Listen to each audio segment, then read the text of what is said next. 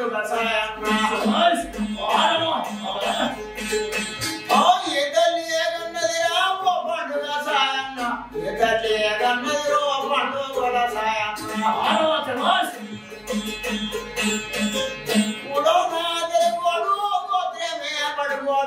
గోత్రమే పడుకోలు పండుగ వంశము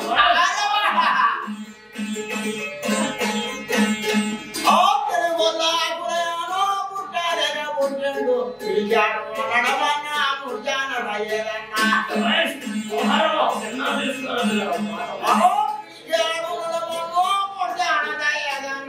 ఈసారి పురిపెట్టి చెవులకు చుట్టాను పొద్దున్నే చేసిండు అయ్యమంటాడు సాయన్న అయ్యో సాయమ్మ కనత లేర సాయమ్మ దేశముల చూసొస్తా కనత లేర సాయమ్మ రాజ్యముల చూసొస్తా తల్లి సాయమ్మ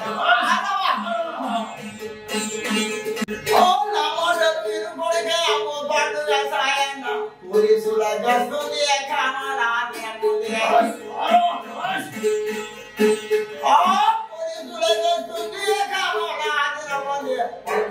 సాయన్న అది కొడుతావు నా కొడుక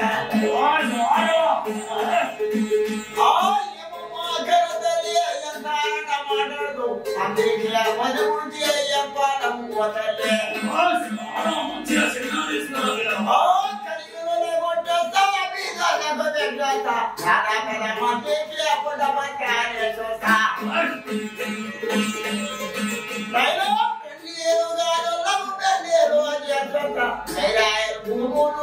పంటలు చేస్తామా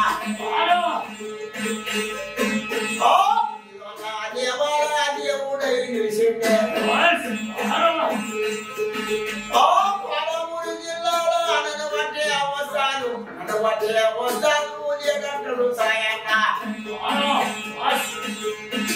ఓ తల్లి కలు వచ్చిండయ్యా పండుగ సాయన్న వస్తాడు ఈ కూడా నా తిరుగుడు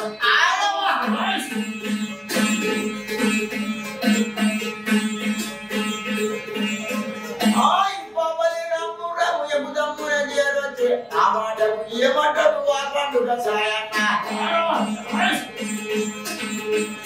ఒట్టిగా తీరని భవిష్యత్తులు లేవంటే భవిష్యత్తులు లేవంటే ఆ పండుగ సాయం ఒట్టిగా అయితేనే ఆ పండుగ సాయం భవిష్యత్తులు చేస్తున్నాడు ఒక్కరి పోయిన పని కాదంట ఇద్దరు పోయిన పని ఒక ఏదైనా ఒక పని అవుతుందంట 10 మంది ఒక తోవైతే ఒక మోడైతుంది నేను ఒక్కరి పోయిన పని కాదని కోరితని భవిష్యత్తులు చేయబట్ట పాడవులో భవిష్యత్తులు చేస్తాడు ఈ పండుగ కూడా సాయన్న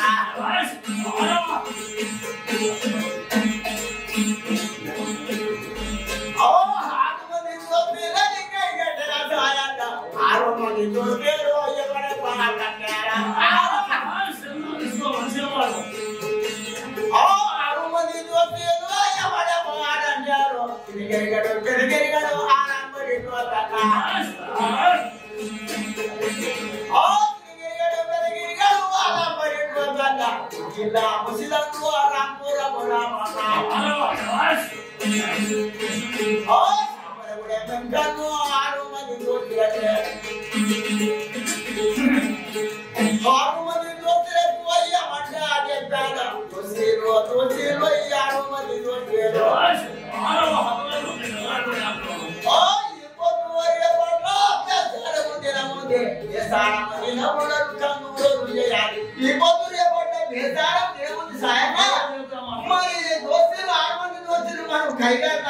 నా దోస్తులు నాకు కై కావాలి నా దోస్తులు నా దగ్గర ఉన్నారు ఎక్కడెక్కడ చెప్పుకోకూడదని ఆ ఉత్తమని భాషకు మౌలానికి నేను కందూరం చేస్తాను నేను మొక్కిన కందూరం చేస్తావా నువ్వు ఆ పండుగ సాయన్న ఆడుంటాయి ఓ పండుగ సాయన్న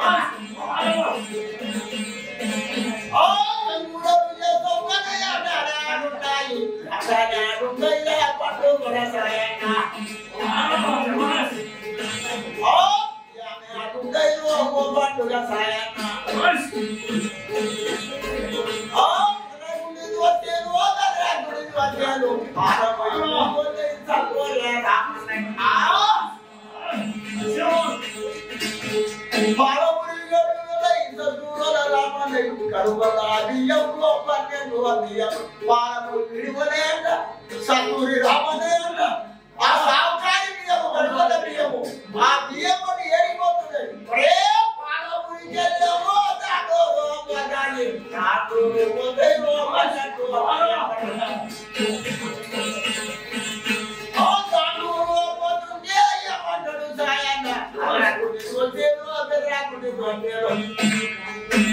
అందరికీ ఒకటే నమస్కారం. ఇవాళ సదస్సు వర్క్షాప్ యొక్క టైటిల్ చాలా గంభీరంగా ఉంది. అంటే హ్యూమన్ డిగ్నిటీ అనేది ఒక కాన్స్టిట్యూషనల్ వాల్యూగా ఎట్లా ఉంది, అది మన సాంస్కృతిక ప్రజా సాంస్కృతిక రూపాలను రక్షించడంలో దాన్ని మనం ఎట్లా అన్వయించుకోవాలి, ఎట్లా అర్థం చేసుకోవాలి అనేది ఇక్కడ విషయం. మానవ మర్యాద అనే దాన్ని ఎట్లా నిర్వచిస్తాము, అది రాజ్యాంగం అదొక హక్కుగా చెప్పిందా లేదా, దాన్ని ఎట్లా ఎన్ఫోర్స్ చేయొచ్చు, దాన్ని వేటిగా అన్వయించుకోవచ్చు అనేది ఈ ప్రశ్న. మనం జీవించే హక్కు చెప్పింది రాజ్యాంగం 21వ అధికరణం ద్వారా. 19 నుంచి 22 అధికరణాల వరకు అభిప్రాయ స్వేచ్ఛ, తర్వాత జీవించే హక్కు,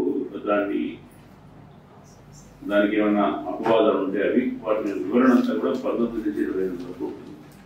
జీవించే హక్కు అంటే కేవలం సర్వైవ్ అయ్యే హక్క, కేవలం మనుగడ చచ్చిపోకుండా ఉండే హక్క, లేదంటే గౌరవంగా తగిన సామాజిక స్థాయితో విద్యతో ఆర్థికంగా సరిపోవడానికి, ఆర్థికంగా మనుగడ సాగించడానికి, అన్ని రకాల జీవన వ్యాపారాన్ని కొనసాగించడానికి మనకు కావాల్సినటువంటి ఆర్థిక వసతి వనరులు ఉండడం, వీటన్నిటితో పాటు జీవించడమా అనే ప్రశ్న వచ్చినప్పుడు ప్రపంచంలో చాలా దేశాలు ఈ డిగ్నిటీ అనే దాన్ని తమ రాజ్యాంగంలో చేర్చుకున్నాయి.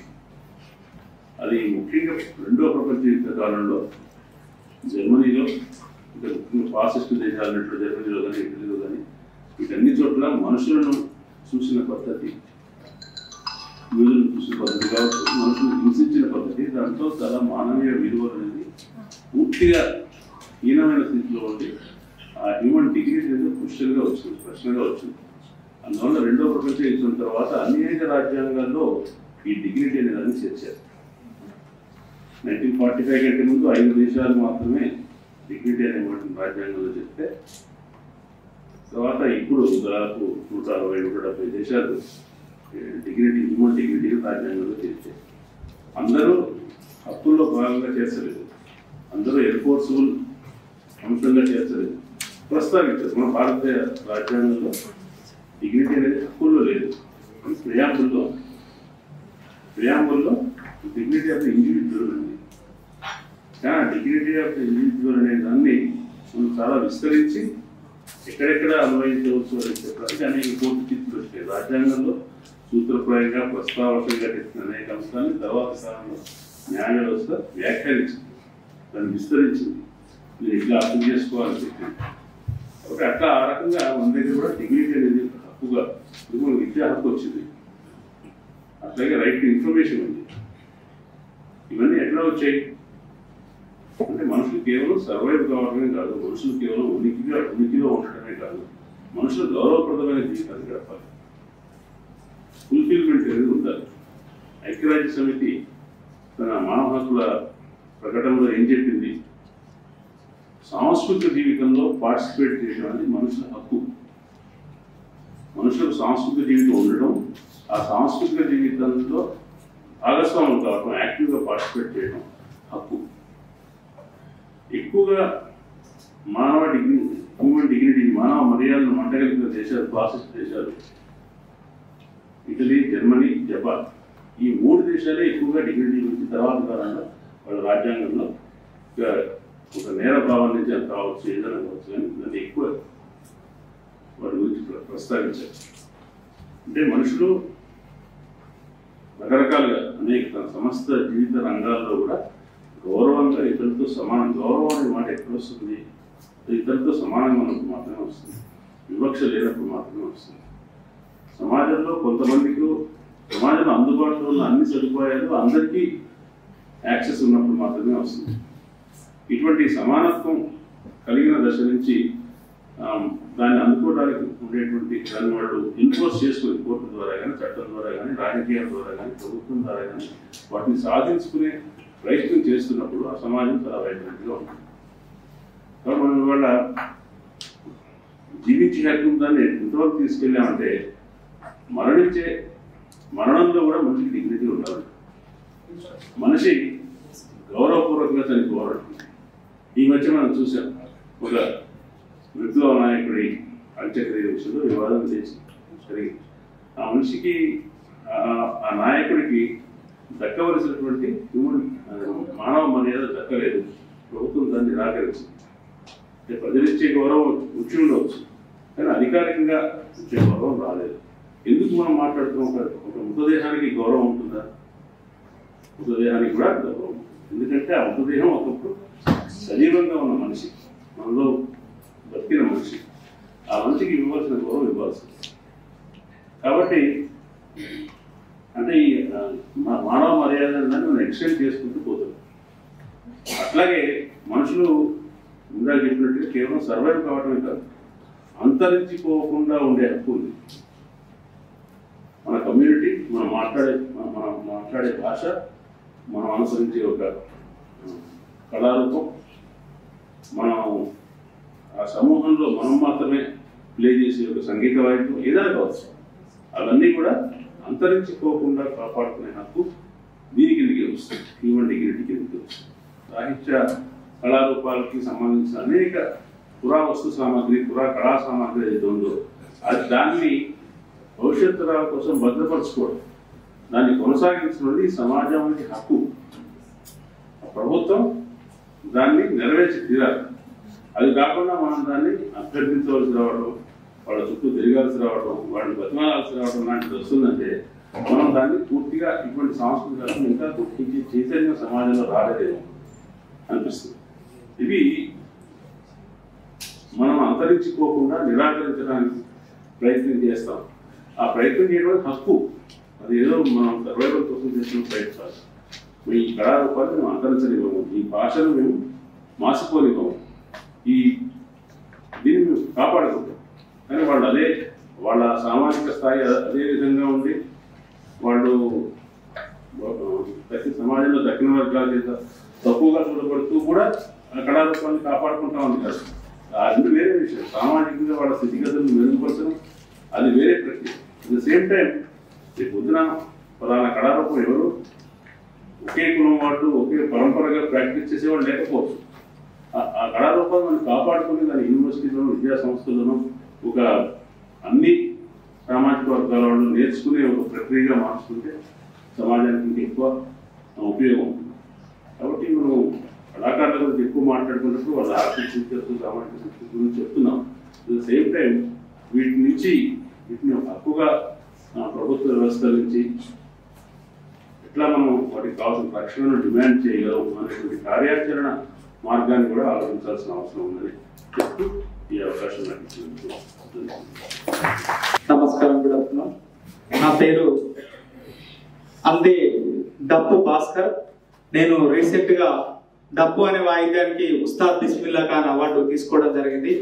నేను చాలా గర్వంగా హ్యాపీగా ఫీల్ అయ్యేది ఏంటంటే, దేశానికి స్వతంత్రం వచ్చి చాలా సంవత్సరాలైనా డప్పు అంటే ఒక మదర్ ఇన్స్ట్రుమెంట్, కానీ ఆ ఇన్స్ట్రుమెంట్ ను గుర్తించే క్రమంలో చాలా వివక్షత పూరితంగా ఏమంటారు డిస్క్రిమినేషన్ చేసినా కూడా అన్ని ఏదేమైనా ఈరోజు ఒక డప్పు అనే వాయిద్యానికి దేశంలోనే కాదు, రీసెంట్ గా మలేషియా, మారిషస్, దుబాయ్, అబుదాబిలో కూడా మేము ప్రదర్శన చేసి రావడం జరిగింది.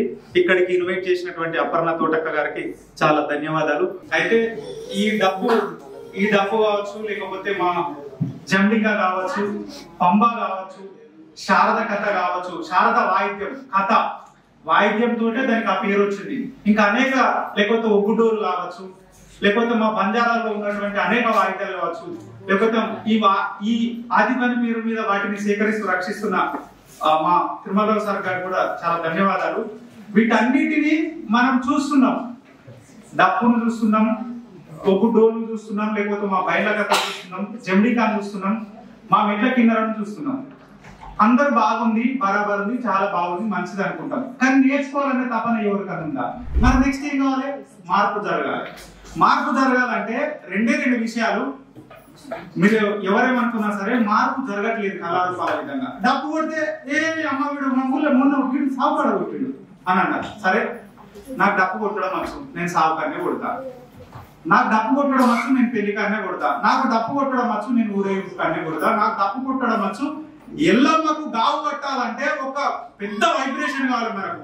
ఆ వైబ్రేషన్ జరగాలంటే డబ్బును బరాబరి కొడితేనే గావు కట్టేటోళ్ళు మెడలు కొరికేస్తారు. మరి మిగతా వాళ్ళు వాయిద్యాలు, వాళ్ళకంటూ కొన్ని వాయిద్యాలు ఉంటాయి, అవి కొడితే మరి గావు కట్టచ్చు అంటే గావు కాదు, కనీసం ఏది కూడా కాదు.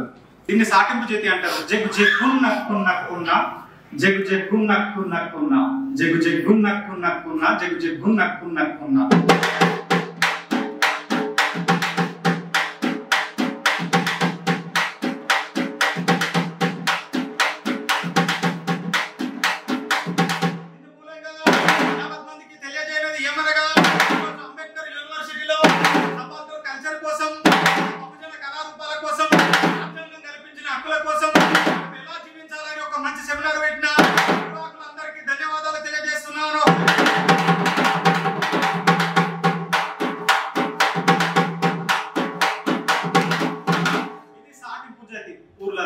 మా ఒక్క కళారూపమే కాకుండా అనేక కళారూపాలని గుర్తించి ఈ రోజు మాకు వెలుగులో రావడానికి వారు ఎంతో కృషి చేశారు. వారికి మా కళాకారుల అందరి తరఫున ప్రత్యేక కృతజ్ఞతలు, ధన్యవాదాలు కూడా తెలియజేయాలి. అంటే ఈ కళాకారుల ప్రోత్సాహం అనేది లభించాలి, కళలను కాపాడాలి, 10 మందికి కళారూపం తెలియాలి, వీళ్ళు బ్రతుకుదేరు కూడా ఉపయోగపడాలని ఆశిస్తున్నాము. అంతేకాకుండా ఇప్పటికీ కళాకారులకు సరైన ఆదరణ లేదు, ఒక ఐడెంటిటీ కార్డు లేదు, వాళ్ళకు పెన్షన్స్ ఉండవు, బస్సు ప్రయాణాలలో వాళ్ళకి ఎలాంటి తగ్గింపు ఉండదు, పరిస్థితి కూడా లేదు, వాళ్ళకు ఉండటానికి ఇల్లు కూడా లేదు. ఎందుకంటే వీళ్ళంతా సంచారులు, వివిధ గ్రామాలు తిరుగుతూ బ్రతికేవాళ్ళు, ఒక స్థిరమైన జీవితం లేదు కనుక కుటుంబాలు కట్టుకోవడానికి కూడా వీళ్ళకు గవర్నమెంట్ ఎలాంటి ప్రోత్సాహం ఇవ్వదు. నా పేరు పులి యాదగిరి బైందా, మాది నల్గొండ జిల్లా నకరేకల్ మండలం తాటికల్ అనే ఒక చిన్న కుగ్రామం. ఈరోజు ఇక్కడ నిర్వహిస్తున్నటువంటి యక్షి మరియు doctor BR Ambedkar open university వారి ఆధ్వర్యంలో నిర్వహిస్తున్నటువంటి దళిత బహుజన కళారూపాల రాజ్యాంగ విలువ ఆధారంగా పొందే గౌరవం గురించి ఏర్పాటు చేసినటువంటి ఈ యొక్క వేదికకు ఇచ్చేసినటువంటి అందరూ పెద్దలకు మరియు నాతోటి కళాకారులందరూ కూడా ప్రత్యేక నమస్కారాలు తెలియజేస్తున్నాను. అయితే ముఖ్యంగా ఈ వేదిక ద్వారా నేను చెప్పాలనుకున్నది ఏంటంటే, ఎటువంటి నియమ నిబంధనలు లేకుండా కులవృత్తులు చేస్తున్నటువంటి కళాకారులు ఎవరైతే ఉన్నారో, నాతో పాటు ఉన్నటువంటి గ్రామీణ కళలను చేస్తూ కళాకారులుగా జీవిస్తున్నటువంటి అందరు కళాకారులకు ఎటువంటి కండిషన్స్ అంటే అది వయసుతో నిమిత్తం లేకుండా, ఆర్థికంగా ఉన్నటువంటి ఎటువంటి నిమిత్తం లేకుండా ప్రతి ఒక్కరికి కళాకారులు అనే వాళ్ళకి ఆ జీవన విధానం తన కళలో ఎవరైతే జీవిస్తున్నారో ఆ జీవించే వాళ్ళందరికీ ఎటువంటి కండిషన్ అనేది పెట్టకుండా వాళ్ళకు తగినటువంటి సౌకర్యాలు, కనీసం అంటే కూడు గూడు గుడ్డ అనేది ఏ రకంగా మన సమాజంలో మనకు కనీస వసతులు ఏవైతున్నాయో ఆ కనీస వసతులు కల్పించి ఆ కల్పించే దిశగా ప్రభుత్వాలు కానీ పెద్దలు కానీ ఎవరు కూడా ఆ విధంగా అడుగు వేసి మళ్ళా ఆర్థికంగా మమ్మల్ని ముందుకు తీసుకుపోవాలని చెప్పేసి ఆ రకంగా ముందుకు సాగాలని చెప్పేసి ఈ రకంగా ఈరోజు ఈ వేదిక ద్వారా మా యొక్క ఆవేదనను, మాకున్నటువంటి అనుభవాలను, మాకున్నటువంటి చారిత్రకమైనటువంటి మా యొక్క వృత్తి విధానం గురించి తెలియజేయడం కోసం మాకు ఇచ్చినటువంటి అవకాశాన్ని సద్వినియోగం చేసుకుని నాకు ఇచ్చినటువంటి ఒక అవకాశం నేను ముగిస్తాను. ఒకసారి మా యొక్క కమ్యూనిటీలో అంటే మేము ఏ అమ్మవారి యొక్క కథలు చెప్పి అమ్మవారి పండుగలు అయితే చేస్తామో అందులో మేము ఉపయోగించే వాయిద్యం పేరు జమడిక. దీన్ని జమడిక అంటారు.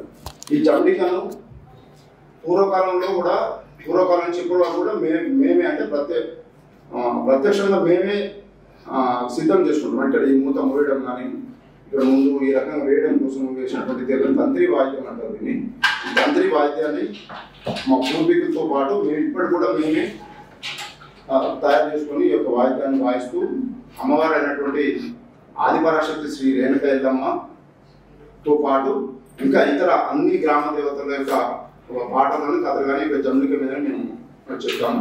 ఒకసారి మీ అందరి కోసం ఇక జమ్మిక వాయిద్యం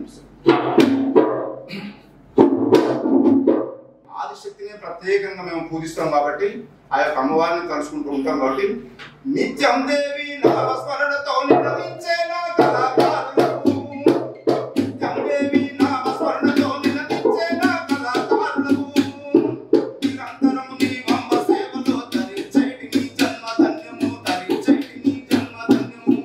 నిత్యం దేవి నామస్మరణతో మేము యొక్క మాది ఏదైనా పూజ మొదలు పెడతాం కాబట్టి ఆ యొక్క అమ్మవారిని తలుచుకుంటూ అమ్మవారి మీద పాటలు పాడుతూ అమ్మవారి యొక్క కొట్టుకునే కొలుసుకుంటూ ఈ రకంగా జమిడిక వాయిద్యంతో మేము యొక్క కార్యక్రమాలను చేస్తాం కాబట్టి దయచేసి కళాకారులందరూ కూడా కనీస వసతులను గూడు గుడ్డ అనేది కొంచెము ప్రభుత్వం వారు కానీ ఇలాంటి పెద్దలందరూ కానీ దాన్ని దృష్టిలో పెట్టుకొని మమ్మల్ని భవిష్యత్ తరాలకు మా యొక్క ఉనికిని కూడా కొనసాగే విధంగా ఉండాలని కోరుకుంటూ మీ అందరి దగ్గర సెలవు తీసుకుంటారు. నమస్కారం. అందరికీ మా కళాకారులకి అందరికీ నమస్కారం. మేము ఎన్నో మంది పాపలు కళాకారులైతే పని చేస్తున్నాం. మాకు ఏదో తక్కువ లేదు, అతి కూలి ఉందని నాకు ఏదైనా మాకు ఏదో సహాయం చేస్తున్నామో ఆ సాగు పెద్దలు అందరూ సహాయం చేస్తే మంచిగా అందరికీ ధన్యవాదాలు. అక్కడ తెలియదు. నమస్కారం. అందరికీ ధన్యవాదాలు. ఈ మన కాళీకొమ్మ అనేది ఈ కీకిరి అనేది మా తాత వాళ్ళు దగ్గర ఉండే నేర్పి ఎట్లా పోయినారు. ఇప్పుడు మేము నేర్పినాము. అది చేయడానికి ఇప్పుడు బాగా కష్టం ఉన్నాయి. ఎట్లా చేసినాము మా తాత వాళ్ళు మేము నేర్పినాం. దాన్ని గౌరవం పెట్టుకొని నుంచి ఏమేమి అవకాశం లేకుండా అయిపోయింది. ఇట్లానే బతుకుతున్నాము. నా పేరు రేణుక. నేను యక్షిలో ప్రోగ్రామ్ అసోసియేటర్గా పనిచేస్తున్నాను. అట్లాగే మేము కూడా ఈ కళలో ఒకటి అయిన నాటకంలో కూడా మేము గ్రామాల్లో ప్రజలు ఎటువంటి సమస్యలు అనుభవిస్తున్నారు, ముఖ్యంగా మహిళలు ఎటువంటి సమస్యలు అనుభవిస్తున్నారు అని చెప్పేసి కూడా మేము నాటకాలు కూడా మేము గ్రామాలలో వేస్తుంటాం. మా దాంట్లో కూడా ఇలాంటి ఒక కమ్యూనిటీ ఉంది, ఢాడీ బాట్ అంటారు. వాళ్ళకి సంబంధించి ఇంకా ఇన్ఫర్మేషన్ ఎక్కువగా బయట సమాజానికి తెలియదు. విశ్లవత్ రాజు నాయక్ అని ఒక ప్రొఫెసర్ ఢాడీ బాట్కి సంబంధించి కొంతవరకు వర్క్ చేశారు. సో అలాంటి కమ్యూనిటీస్కి సంబంధించి ఇంకా తెలుసుకోవడం కోసం నేను ఇక్కడికి వచ్చాను. ఈ ప్రోగ్రామ్ అంతా యక్షి వాళ్ళతో మేము నిర్వహిస్తున్నాము. నిజానికి తెలుగు సాహిత్య విద్యార్థిగా ఈ దక్కని కళారూపాల గురించి వాటి గురించి చాలా విని ఉన్నాము. చాలా చదువుకుంటాం మేము. కానీ ఆ వృత్తిలో ఉన్నటువంటి వాళ్ళను ఇవాళ ప్రత్యక్షంగా చూడడం అంటే ఇవాళ వాళ్ళందరూ వాళ్ళ నిజానికి వాళ్ళ జీవితాల్లో ఉన్నటువంటి ఆ విలువైనటువంటి విషయాలను చెప్పడం, వాళ్ళకి ప్రాధాన్యం లేదని చెప్పడం విని నిజంగానే వాళ్ళకి మనం ఎట్లా చేయగలుగుతామని ఇందాకే జయదేవ్ తిరుమల గారితో మాట్లాడుతూ ఉంటే చర్చలో కూడా అట్లా అనుకుంటూ ఉన్నాం. వాళ్ళకి మనం ఏం చేయగలుగుతామని ఒక సాహిత్యకారులుగా ఒక అధ్యయనశీలుగా మనం ఏం చేయగలుగుతామో మనం అందరం కూడా ఆలోచించాలని అనుకుంటున్నాం. చేయడంలో నేను అమ్మతో కలిసి ఆలోచించి దీనికి ఒక మొదటి స్టెప్ వేశాను. ఇంకా ఎలా అవుతుందో ఈ అంశాలపైన ఆధారపడి ఉంటుంది. 4-5 years నుంచి యక్షితో పనిచేస్తున్నాం. మేము ముఖ్యంగా విలేజ్ స్థాయిలో ఎస్సీ ఓబీసీ వర్గాలతో ఏదైతే కమ్యూనిటీస్ ఉన్నాయో వాళ్ళతో కాన్స్టిట్యూషన్ మీద పనిచేస్తున్నాం. అయితే నేను ఒక దళిత కమిటీకి చెందిన అబ్బాయిని. నాకు తెలిసినంత వరకు కొన్ని కమ్యూనిటీస్లో ఈ కులాల కోసం ఈ కులవృత్తులతో ఈ వాళ్ళ కథలు చెప్పుకుంటూ పనిచేసే వాళ్ళు ఉంటారని తెలుసు. కానీ ఇక్కడికి వచ్చిన తర్వాత ప్రతి కమ్యూనిటీకి ప్రతి కులానికి వాళ్ళ వాళ్ళ కథలు వాళ్ళ చరిత్రలు చెప్పేవాళ్ళు ఉన్నారని ఇక్కడ కొద్దిగా తెలిసింది. నేను ఇక్కడికి వచ్చింది మెయిన్గా డిగ్నిటీ ఏ విధంగా ఉంటుంది, అది కమ్యూనిటీ వైజ్గా ఎన్ని రకాలుగా వాటిని ఐడెంటిఫై చేస్తున్నారు, వాటి గురించి తెలుసుకోవడానికి నేను వచ్చాను. నేను భద్రాచలం ఏరియాలో ట్రైబల్ స్కూల్ ప్రోగ్రామ్లో పనిచేశాను. 12 ఏళ్ళు 10 ఏళ్ళ వరకు అక్కడే ఉన్నాను. ఆ క్రమం లోపల ఏంటంటే ఆ ప్రాంతం అంతా కూడా పోలవరం ఏరియాలో మునిగిపోతుంది. మునిగిపోయేటువంటి ప్రాంతంలో మళ్ళీ ఒకసారి నేను వెళ్ళాను. వెళ్ళిన తర్వాత ఏంటంటే అక్కడ ఉండేటువంటి భూమి పండుగ కానివ్వండి, తాటి పండుగ కానివ్వండి, పెళ్లి కానివ్వండి, చావు కానివ్వండి, పులిది కానివ్వండి, ఏవైతే ఉన్నావో అన్ని పండుగలను కూడా ఏంటంటే సమగ్రంగా ఒక అధ్యయనం చేశాను. అధ్యయనం చేసి ఒక పేపర్ మీద రాసుకున్నాను. పేపర్ మీద రాసి మామూలుగా ఒక అకాడమిక్ బుక్ లెక్క రాసినట్టయితే మా పిల్లలు ఎవరు కూడా చదవలేదు. నేను ఎక్స్పెరిమెంట్ కూడా చేశాను ఎడ్యుకేషన్ పైన. పిల్లలందరికీ చదివి పుస్తకాలు చదవండి, పుస్తకాలు చదవండి. ఇప్పటి కూడా ఐమంటారు రాసినటువంటి పుస్తకాలు చదివినటువంటి ఒక ఆదివాసీ టీచర్ కూడా కనిపించలేదు, నా పిల్లలు కూడా ఎవరు కనిపించలేదు. ఈ క్రమంలో ఇట్లా చేస్తే బాగుండదు, దీన్ని ఒక ఫిక్షన్ లేక తీసుకురావాలని చెప్పి నేను ట్రై చేశాను. ఆ ఫిక్షన్ లేక తీసుకొచ్చేటువంటి క్రమంలో పాత ఆదివాసీలు పూజించేటువంటిది ముత్యాలమ్మ అనేటువంటి ఒక దేవుడు ఉంటాడు. వాళ్ళు ఏది కూడా విగ్రహారాధన చేయరు. అందులో ఏం చేస్తుంటారు, చెట్టునే పూజిస్తుంటారు. ఆ చెట్టులో పూజించేటువంటి మొట్టమొదటి చెట్టును ముత్యాలమ్మ అంటారు. దానికి తోడుగా ఇంకొక ముగ చెట్టు అని పేరు పెడతారు, కోడ అంటారు. ఇలాంటి టర్మ్స్ అన్ని కూడా కలెక్ట్ చేశారు. సుమారు 5 ఏళ్ళు 6 ఏళ్ళు చేసిన తర్వాత ఒక మంచి పుస్తకం రాశారు. అది ఆత్మకోశ అని చెప్పి పుస్తకం రాశాను. అది రాసిన తర్వాత అనిపించింది, ఇక్కడ చూసేటువంటి అందరూ చెప్పినటువంటిది ఈ కళారూపాలు ఏవైతే నోటి మాటలతోనే కాకుండా గ్రంథస్థం చేయాల్సినటువంటి అవసరం సాహితీకారులపైన చాలా ఉందనేది తెలిసింది. ఇక్కడికి రావడం వల్ల ఈ దుబ్బు కళాకారులను నేను కలుసుకోగలిగాను. ఇంతకంటే ముందు ఫీల్డ్ వర్క్ లోకి వెళ్ళి వాళ్ళు ఏ విధంగా ఈ అనుష్ఠాన కళారూపాన్ని ఆచరిస్తున్నారు, వాళ్ళ సాధక బాధకాలు ఏంటి, సమాజంలో వాళ్ళు ఏ స్థానంలో ఉన్నారు, ఇతర కులాలు చూసుకుంటే ఇతర కులాలు ఆశ్రితులుగా ఉన్నారు, కానీ వీళ్ళు ఆశ్రితులుగా కాకుండా అన్ని కులాల వాళ్ళ ఇంట్లోకి పండుగలు చేయడానికి వెళ్తున్నారు. అట్లా ఈ కళారూపం గురించి ఇంకా తెలుసుకోవడానికి తెలంగాణ ప్రాంతంలో విరివిగా ప్రచారంలో ఉన్న ఇతర కళాకారులను పరిచయం చేసుకోవడానికి నేను ఈ వేదికకు వచ్చాను. ఒక దశాబ్ద కాలం నుండి ఉపకులాల దళిత ఉపకులాల హక్కులు, వాళ్ళ కళారూపాల విషయం మీద యాక్టివిస్ట్గా పనిచేస్తా ఉన్నాను. ప్రస్తుతం నేను ఉస్మానియా యూనివర్సిటీ తెలుగు ఓరియంటల్ విభాగంలో అసిస్టెంట్ ప్రొఫెసర్గా ఉన్నాను. యాక్టివిస్ట్గా వాళ్ళ తరఫున మాట్లాడుతున్నాను కాబట్టి ఇక్కడ ఉండడానికి నేను అర్హుణ్ణి అని భావించి ఈ కార్యక్రమానికి వచ్చాను. Thank you. మా నాన్నగారు బుర్రకథ మహాపద్మశ్రీ నాజర్ గారు. అయితే కళలు, కులాలు వీటి యొక్క డెఫినేషన్ నేను చదివాను. దాన్ని కొంచెం వివరణగా చెప్దామనే ఉద్దేశంతో ఇక్కడ రావడం జరిగింది. ప్రత్యక్షంగా మనిషిని చూసినప్పుడు చాలా విషయాలు నేర్చుకుంటాము. వాళ్ళ భాషతో పాటు నాన్ వెర్బల్ కమ్యూనికేషన్ చాలా చక్కగా మనకు అర్థం అవుతుంది. వాళ్ళు ఏం చెప్పదలుచుకున్నారు అనేది నేర్చుకోవడానికి వచ్చాను. వృత్తిరీత్యా నేను అక్షర సేద్యం చేస్తాను. నేను ఒక ప్రొఫెసర్ని ఇక్కడ మా యూనివర్సిటీలో చావడి అని పెట్టాం కనుక మనం అందరం కలుసుకోగలిగినాం. Thank you. అపర్ణ మహిళా సంఘం రాష్ట్ర ప్రధాన కార్యదర్శిగా పనిచేస్తూ అదేవిధంగా ఎస్సీలో ఉన్నటువంటి 57 ఉపకులాలకు ప్రతినిధిగా ఉన్నాను. ఉపకులాల యొక్క కళలు వారి యొక్క హక్కులను ప్రభుత్వానికి వినిపించే ప్రయత్నం చేస్తూ ఆ పోరాటంలో భాగంగా పనిచేస్తూ ఉన్నాము. నమస్కారం. నా పేరు గౌరీ శంకర్ ఏదుల్లా, మహిళా సంఘం తెలంగాణ రాష్ట్ర అధ్యక్షుడు కొనసాగుతూ ఉన్నా. రాజ్యాంగ సంబంధించినటువంటి విలువలు, గౌరవాల అంశం మీద కొన్ని అంశాలు దృష్టి తీసుకుంటామని ఇక్కడ రావడం జరిగింది.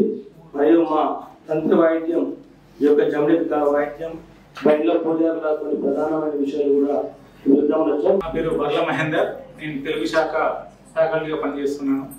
నేను అంటే ఇక్కడ ఈ కళలో అన్ని దాదాపు చూసినవి. నేను కురుమల సాహిత్యం, సంస్కృతి, జీవన చిత్రణ అనే అంశం మీద PhD చేశాను. ఒగ్గు కథతోటి నాకు చాలా అనుబంధం కూడా ఉంది. ఈ కళారూపాలు వీటన్నిటితో దాదాపు 23-25 ఏళ్ళ నుంచి అనుబంధం. ఇప్పుడు ప్రస్తుతం జేజీ తిరుమలరావు గారి ఆలోచన ముఖ్యంగా ఈ కళారూపాలన్నిటికీ ఒక మూల స్తంభం లాగా ఐ అసోసియేటెడ్ విత్ దాట్. ఎక్కడైతే ఖచ్చితంగా క్షేత్రం ఉంటుందో అక్కడ. సో వీళ్ళందరూ ఇవాళ అందరి ఆప్తులతో ఉన్న సంబరంలో ఉన్నాను నేను. ముఖ్యంగా ఇదంతా నిర్వహిస్తున్న యక్షి ఫెలో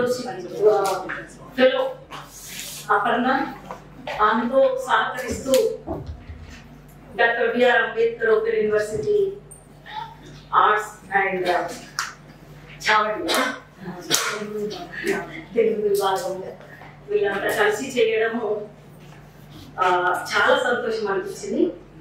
డిగ్నిటీ అనేది చాలా ముఖ్యమైనది. డిగ్నిటీ అండ్ వర్షిప్ మన జీవితానికి, మనం చేసే ఆరాధనకి, పూజ ఆరాధనకి కూడా ఒక డిగ్నిటీ ఉంటుంది అని ప్రియాంకుల్లోనే చెప్పారు. ఆ డిగ్నిటీ మేబీ డకల్ వాళ్ళకి కావచ్చు, మన దుర్గు కళాకారులకు కావచ్చు, మన రుంజ మందహెచ్చులు, కాకిపడగలోళ్ళు, కోయ పూజారులకు, వీళ్ళందరికీ కూడా ఇది వర్తిస్తుంది. డాక్టర్ చేసుకుంటారు ముందు, లాయర్ చేసుకుంటారు ముందు. కొత్త కులాలు కూడా రాబోతున్నాయి. కాబట్టి వీళ్ళని చూసుకొని మన కళల్ని, మన ప్రజాకళల్ని, జానపద కళలు, ఈ కళల్ని ఇలా మీరు ఎప్పటికప్పుడు కొత్తగా అనుకుంటారు తయారు చేయగలిగితే, పిల్లల చేత తయారు చేయించగలిగితే తప్పకుండా ఇవి మాసిపోవు, చిరస్థాయిగా ఉంటాయని చెప్పేసి మనం చేస్తాం. ఈ అవకాశం ఇచ్చినందుకు నా కళాకారులకు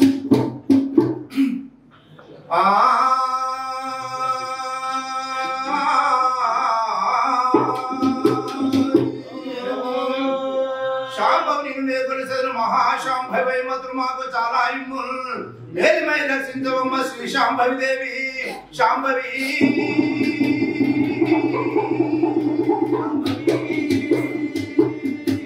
బ్రహ్మాండ పాండపు బాగైన జమడికలు గుడిల కావరి అయిన గోపరయు విడుదల సిడతలోను పెడిగజ్జలోను నటించేచుండు నారి తంత్రి ఏనాదమున బోధు విష్ణు ఈశ్వర బ్రహ్మ దీవించి భవనీయుడు చేతికి ఇచ్చినప్పుడు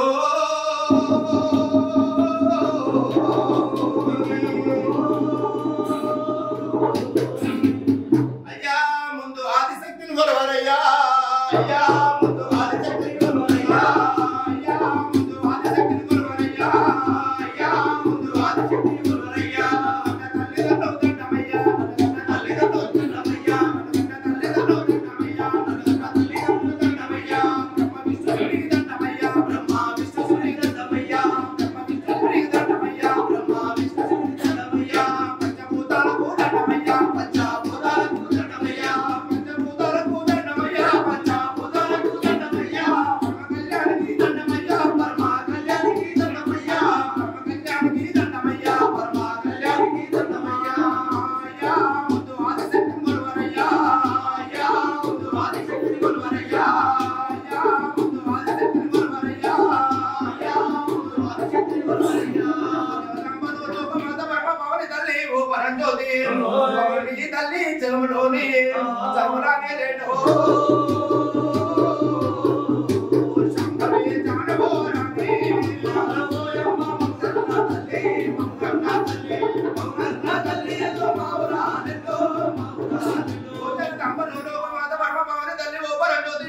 తల్లి చెవులోని పేటి చానబోరాని మాయపత్రం నీ తమ్ము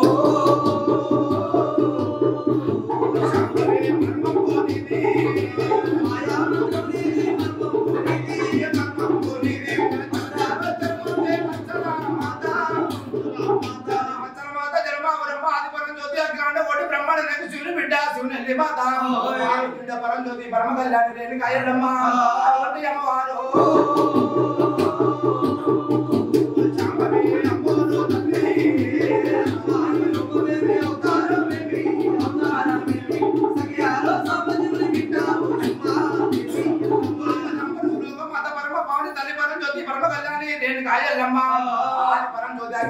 బ్రహ్మాండ నాయకి అష్టాగంటల తల్లి ఆది మహాశక్తి అటువంటి అమ్మవారు